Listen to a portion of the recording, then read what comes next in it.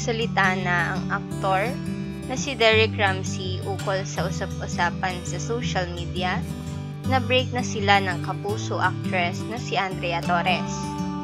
Sinagot ni Derek ang isang komento sa post niya na tungkol sa kanyang ina.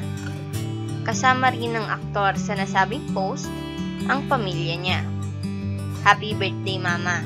Love you so much. Caption ni Derek sa post niya. Ngunit, iba naman ang ikinomento ng netizen sa nasabing post. Dahil ang ikinomento nito ay ukol sa aktres na si Andrea Torres. Ano ba kayo? 1 year lang sila ni Andrea. Samantala yung past niya, 6 years. Lahat, bakit ganon kadali kay Andrea? Something is wrong with Andrea. Huwag niyo isisi kay Derek lahat yung past niya, 6 years. Sabi ng netizen sa comment section. Sinagot naman rito ni Derek ay sinabi niya na wag raw magturo sa kung sino ang may kasalanan kung bakit sila naghiwalay ni Andrea. At pinagdiinan rin ito na walang third party sa paghihiwalay nila.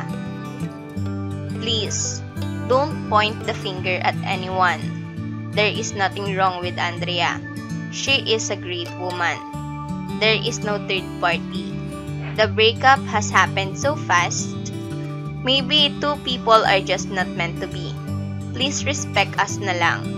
We shared our love to all of you. Sana naman we can keep this to ourselves. Mahal ko si Ada, kaya di ako magsasalita.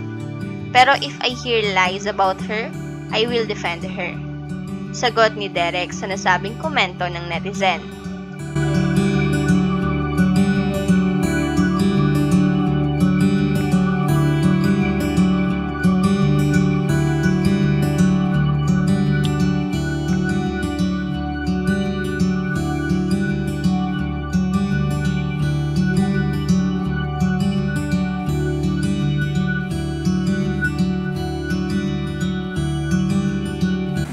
Share for